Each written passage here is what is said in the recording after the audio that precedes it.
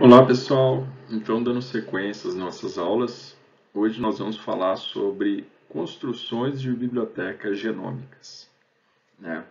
Bom, então, na verdade esse é um tema que vocês já deveriam conhecer ou dominar, mas eu vejo que muitos, né, chegam até a disciplina de bioinformática sem ter esse conhecimento.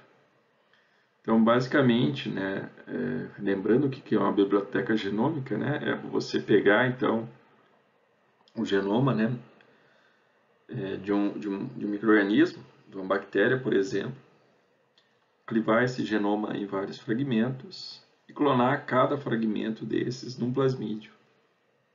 Então, o conjunto de todos esses plasmídios com esses fragmentos é como se fosse uma biblioteca genômica, né?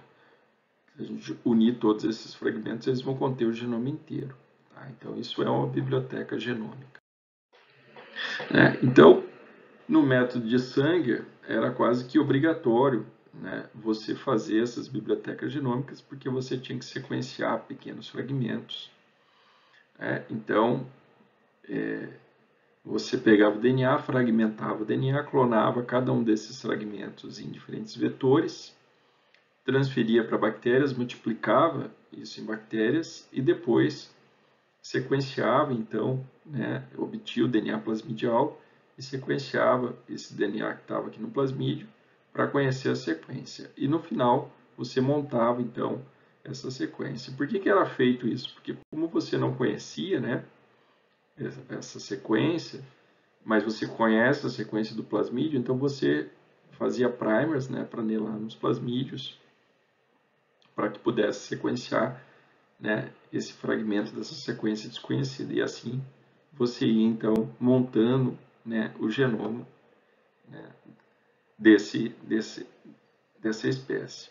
Então, isso foi feito, né, com o primeiro genoma de sequenciamento humano, por exemplo. E esse é um trabalho bastante laborioso, né, que leva tempo, né, para você fragmentar, clonar todos esses fragmentos, multiplicar esses clones, sequenciar. Então, por isso que isso, né, foi superado com a nova tecnologia de sequenciamento.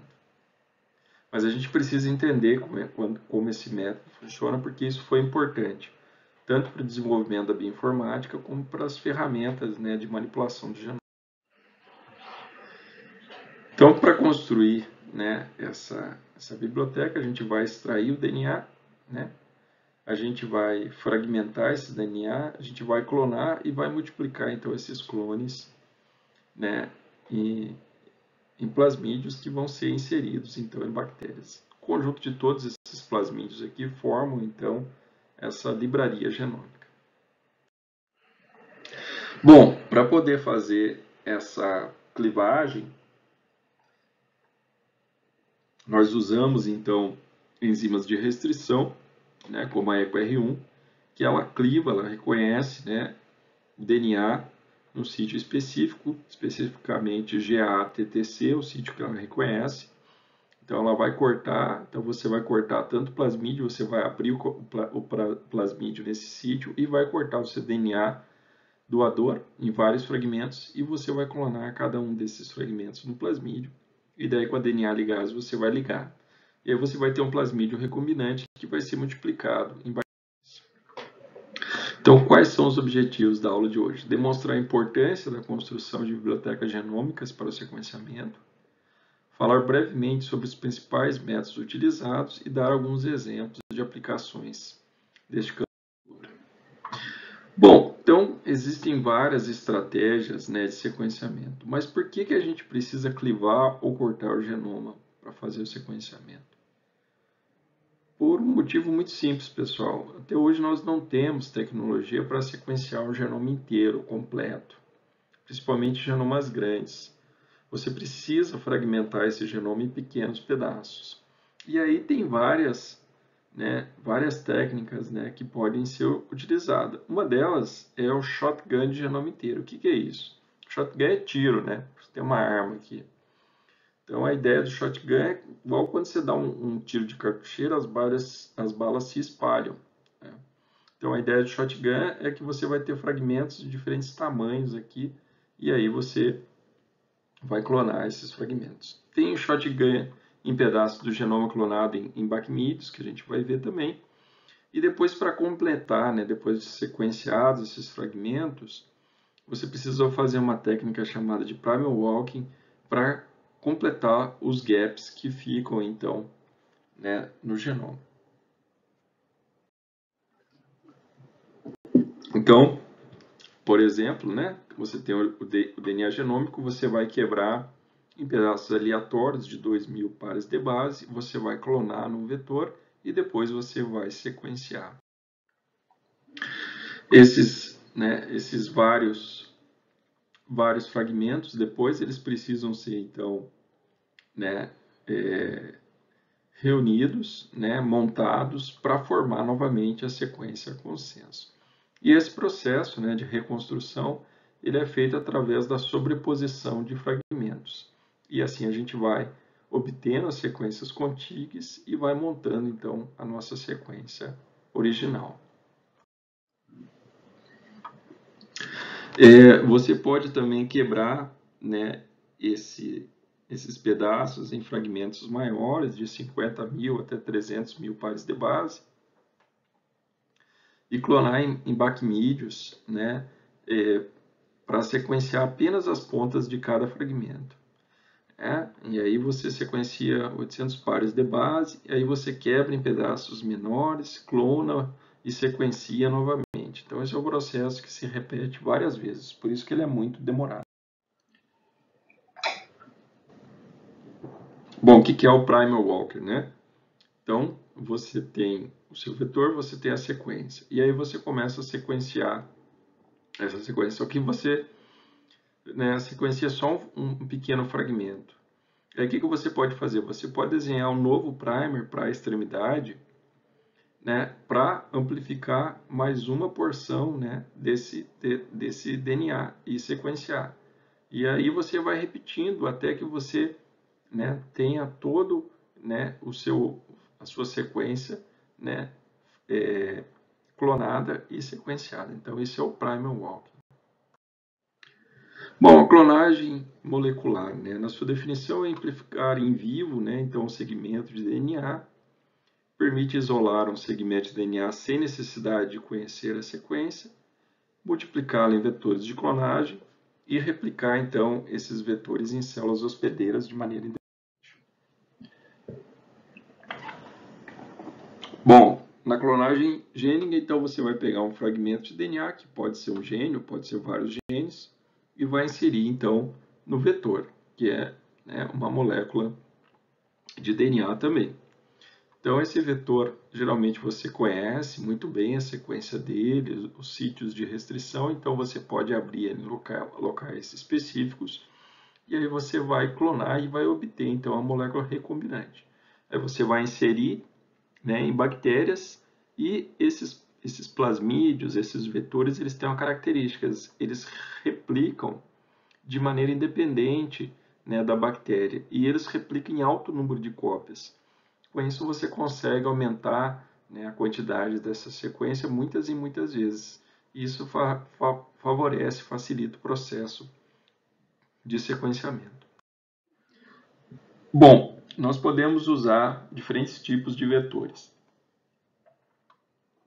Os plasmídeos, né, que são, né, DNAs extras cromossomais, né, que com capacidade, né, de autorreplicação e tem diferentes tamanhos. Ou em bacteriófagos, que são vírus que infectam bactéria. A gente também pode usar fagos como vetores para multiplicar esses alimentos. Então, os plasmídeos, né, ele tem geralmente uma origem de replicação, ele carrega um gene de resistência para você obrigar, entre aspas, a bactéria a permanecer com esse plasmídio, e tem um sítio, né, de múltiplo de clonagem que a gente chama de polylinker, né, que são vários sítios para diferentes enzimas de restrição que fazem com que você possa escolher qual enzima que você vai utilizar para abrir esse plasmídio. E uma característica deles é que eles replicam em alto número de cópias. Então, um exemplo aqui, o PBR322, né, ele foi construído a partir de plasmídeos de ocorrência natural, e claro que ele sofreu modificações. Então ele tem um sítio, né, de replicação, ele tem dois sítios de resistência, um para ampicilina, outro para tetraciclina, e ele tem vários sítios únicos de clivagem, né? Então eu posso abrir esse plasmídio com a enzima BANH1, né? É claro que se eu fizer isso, ele vai perder a resistência para a tetraciclina, vai manter a resistência para a ampicilina. Bom, essas enzimas, né, de restrição, elas clivam então o DNA, reconhecendo sítios específicos, né? Então, como é EcoR1, GA, TTC, é um sítio de 6 bases e ela corta o DNA formando, né, uma extremidade coesiva, né? Fica uma pontinha. Mas tem enzimas, como a HPA1, que ela corta o DNA formando uma extremidade, né, cega, que a gente diz, né? Então, isso varia de enzima para enzima.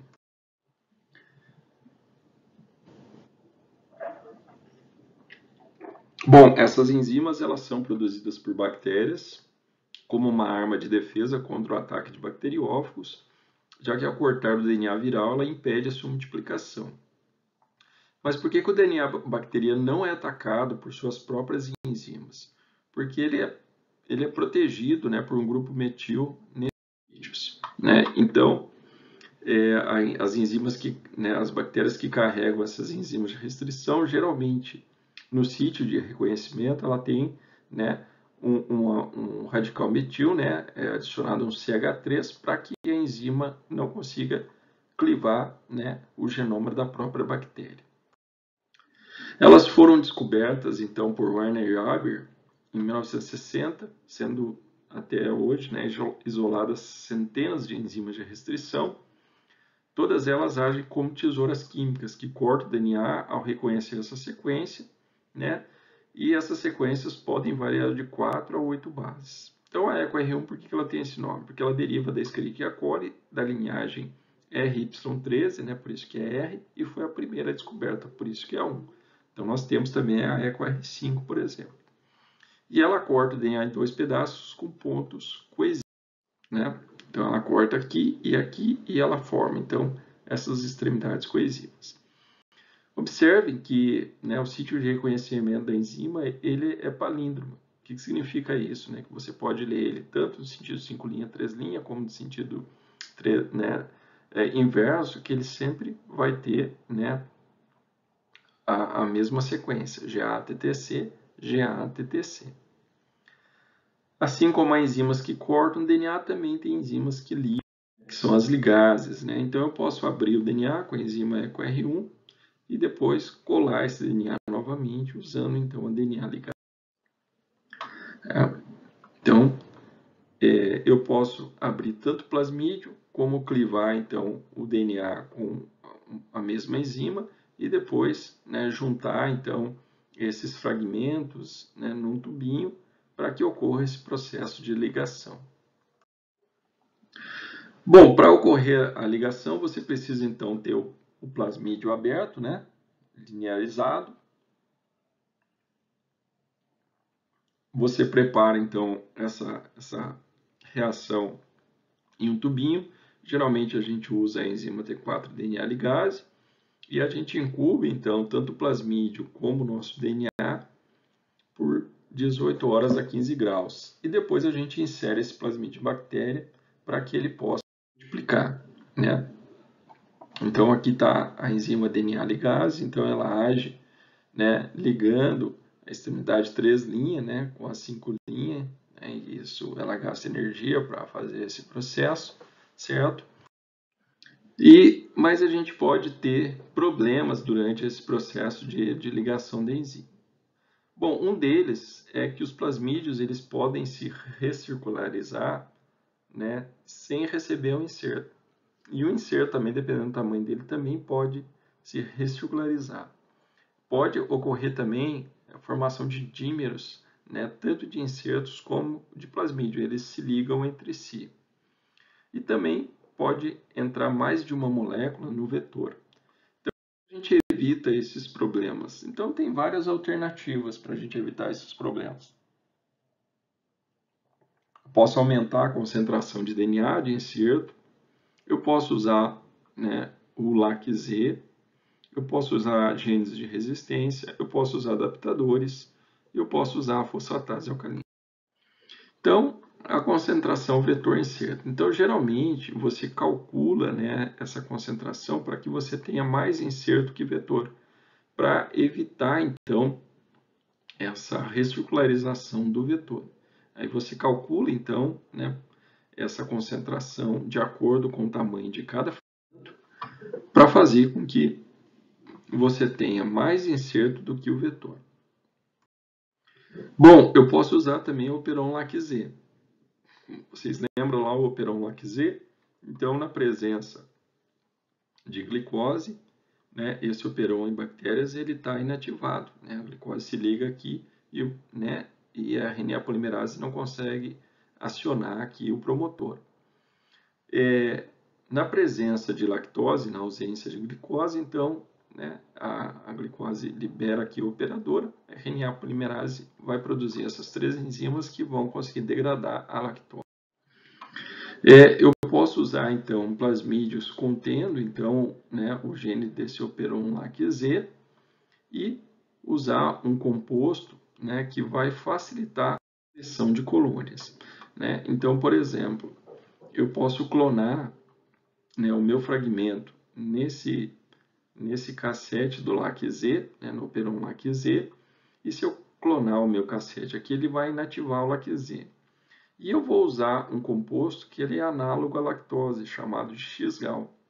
Então, na presença, né, do X-gal, se eu tiver a presença do LAC-Z, as bactérias elas vão metabolizar esse composto e ele vai formar um corante de cor azul. Então, se eu clonar o meu fragmento aqui, eu vou inativar o LAC-Z. Então, esse composto ele não vai ser degradado e as colônias vão continuar brancas. Então, essa é uma maneira de eu saber se esse processo, né, de ligação, de transformação deu certo. Eu também posso usar genes de resistência a antibiótico. Né? Então, esses plasmídios eles contêm então, genes de resistência e eu posso, né, colocar no meio de cultura, né, ampicilina, para somente as bactérias que contenham então, né, os plasmídios, né, elas vão conseguir se replicar no gene, né, nesse meio com, né, o antibiótico. E aí é uma maneira de você selecionar também. Eu posso usar adaptadores, né? Então posso usar adaptadores poly-A e poly-T, né? Colocar um no plasmídio e outro no meu segmento para fazer com que essa ligação, então, ela ocorra de uma maneira mais efetiva. E também adaptadores, né? Para preencher, por exemplo, essa região aqui que fica coesiva e facilitar também o processo, né? de ligação. A fosfatase alcalina é uma enzima que ela retira o grupo fosfato da extremidade 5' posso usar essa enzima, né, para impedir, então, que o plasmídio se recircularize. Tá? Então, também é uma saída. Bom, para que esses plasmídios eles consigam ser inseridos, né, nas bactérias, eles precisam, então, que as células estejam competentes. E são células competentes? São células com capacidade, então, de receber plasmídios, de permitir a entrada de plasmídio. E para isso a gente precisa que essa célula esteja replicando na sua fase logarítmica. Então, geralmente, né, quando a gente vai preparar as células para transformá-las em competentes, a gente deixa elas multiplicando à noite até a fase de morte aqui, né, estacionária de morte, e a gente pega um pouco dessa colônia que está, né, dessa solução que está saturada e coloca para crescer de novo. Então, em pouco tempo, as bactérias vão estar nessa fase logarítmica. E essa fase logarítmica é uma fase de intensa replicação, que as células, né, elas estão se dividindo rapidamente. Isso faz com que a parede celular esteja mais suscetível à entrada, né, de moléculas exógenas. Então, por isso que a gente pega então as bactérias para fazer esse processo, né, de transformação nessa fase aqui.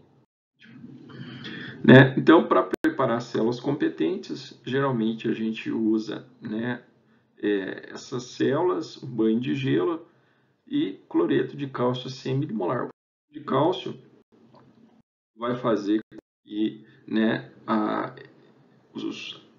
né, os polos, né, na verdade, que a membrana ela fique sensibilizada, né, para que o cloreto de cálcio ele vai inativar então esses íons negativos que naturalmente repelem o DNA.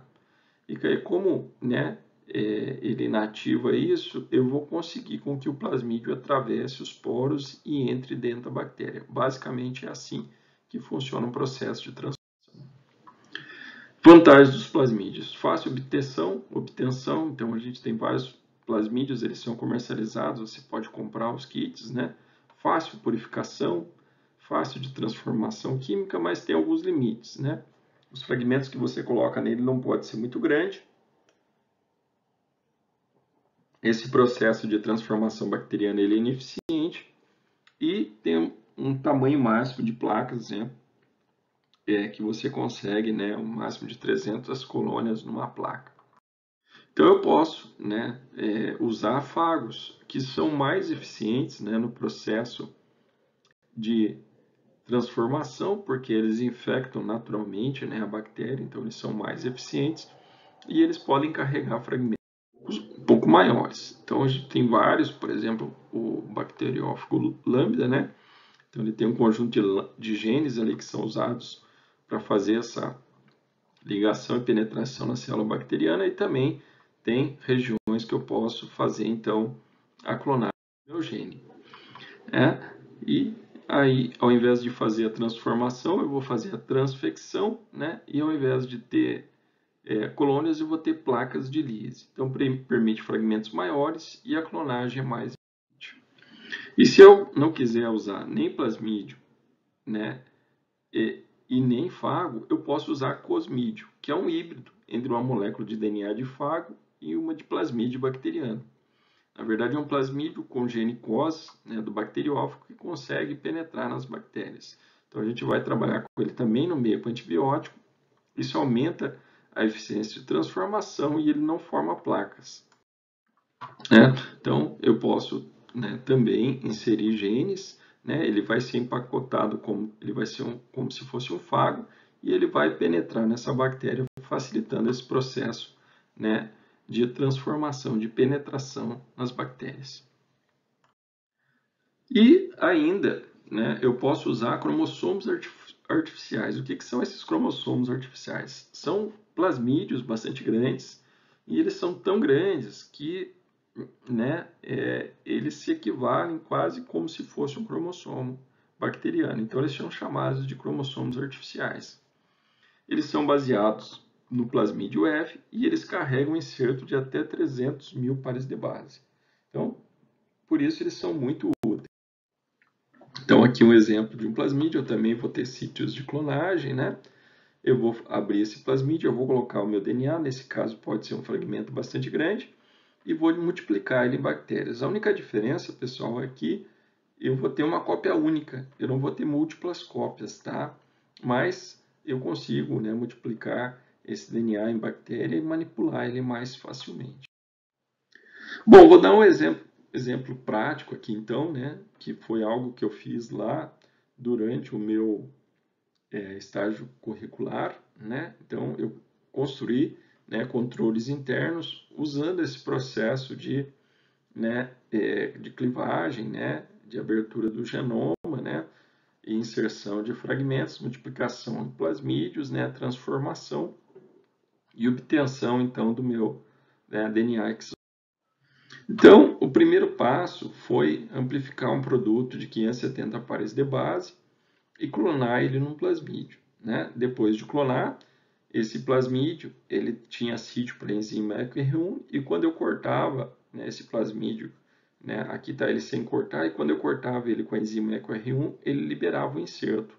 Né? Então, aqui esses dois casos, né, no 13 e no 5, mostrando então que eu tinha um inserto nesse plasmídio, mostrando, né, que funciona. Aí eu peguei esse fragmento, né, eu estudei a sequência dele e eu busquei sítio para enzimas para retirar um pedaço desse fragmento. E aí eu retirei um pedaço de 351 pares de base e fiz a ligação novamente. Então aqui mostra, né, o meu fragmento íntegro aqui, ó, altura de 570 pares de base, e esse aqui eu tirei uma porção de 351 pares de base. E eu peguei também, né, um outro vetor, uma região, né, de um gene, né, da glicoproteína C do herpes vírus bovino tipo 1, também estudei a sequência dele e tirei um fragmento menor, nesse caso de 135 pares de base. Então, de 570 ele ficou com 439 pares de base. Né? Para fazer isso, eu tive que usar uma enzima que ela clonava os nucleotídeos, né? Ela tem um sítio de reconhecimento, só que esse sítio ele avançava 5, né? Um nucleotídeo, né? Numa fita e 5 nucleotídeos na outra. E aí com isso, né? Depois que eu tive que preencher então, né? Essas extremidades coesivas, né? Com nucleotídeos usando então uma DNA polimerase chamada CLEN. Aí eu preenchi para as extremidades ficarem, né, cegas. E aí eu consegui, então, né, remover esse fragmento de 135 pares de base, né, e ficar aqui, né, com um fragmento maior. E por fim, eu peguei, então, um fragmento de 600 pares de base e fiz a ligação no vetor. Para isso, né, eu peguei, então, o meu plasmídio, esse fragmento de 600 pares de base, eu cortei os do gel, usando o bisturi, e aí eu fiz a ligação desses fragmentos, né, purifiquei esse material, religuei, produzi células competentes, fiz a transformação, plaqueei, selecionei as colônias, né, aqui estão as placas com as colônias, peguei essas colônias, fiz a extração de DNA plasmidial seguindo esse protocolo e depois fiz a eletroforese para mostrar então que eu tinha aqui o DNA plasmidial extraído. E depois fiz a clivagem com a enzima EcoR1 para mostrar que eu tinha então, né, todos os fragmentos que eu construí. Então o original de 570, um menor de 220, outro de 439 e um de 750. Eu já digo para vocês que após essa construção eu escolhi aqui esse de 440 para continuar trabalhando. Bom, vamos praticar então, pessoal. Eu quero que vocês façam o seguinte. Quero que vocês vão lá no GenBank, selecionem então nucleotide, busque a sequência de herpes vírus bovino tipo 1, né, o genoma completo, vocês podem copiar esse termo daqui. Vão lá procurar a glicoproteína E, que é o gene S8, vão lá em gene e vão pegar esse gene no formato FASTA. Vocês vão clicar em Send To, seleciona File e clica em Create File e salva ele como sequência underline gene. Depois vocês vão abrir esse site aqui que é o NebCutter, né, e selecionar a sequência salva clicando em Choose File. Após isso, clique em Submeter. Né? E aí a gente vai observar que essa sequência tem sítios para diferentes enzimas, menos para EcoR1. E aí a gente vai escolher clicar em Custom Digest, vai selecionar a enzima RINF1, depois clicar em Digest e depois em Ver o gel e selecionar um marcador de 100 pares de base. Vocês vão retornar para a página inicial clicando em Back to Main Display, clicar em New DNA, selecionar o vetor PUC18 em Plasmid Vectors e clicar em Submit. Observe que o vetor tem sítio para diferentes enzimas. Nós iremos inserir o nosso inserto, GNG, no sítio de EcoR. Abra o site Restriction Free Cloning, escolha o vetor similar ao PUC18, chamado PUC57, em Plasmid Sequência, e especifique a posição de 396 a 402 em Specify Insert Sites. Copie a sequência do inserto do NCBI e cole então no espaço Insert Sequence, insira o sítio para a enzima EcoR1 em ambas as extremidades e depois clique em Run. Agora vamos conferir se deu certo. Clique em Export, copie a sequência do plasmídio, né? Vetor mais inserto, volte no NebCutter, escolhe a sequência, mude para circular, clique em Switch. Clique em Custom Digest, selecione a enzima, Eco R1, clique em Digest, depois envie o gel e selecione o marcador de 1 kb. Observe o tamanho dos fragmentos gerados. Eles vão ter 2.710 e 1.156, total de 3.866. E eu me respondo, eles correspondem ao tamanho total do vetor mais incerto? Essa clonagem em sílico funcionou? Justifique a sua resposta. Tá? Então, esse é o exercício dessa aula. Vamos aproveitar a aula de amanhã, né, que será a aula de amanhã, para a gente tirar as dúvidas em relação a esse exercício, que é as sugestões de leitura. Né? Eu gostaria de agradecer a atenção e até a nossa próxima aula.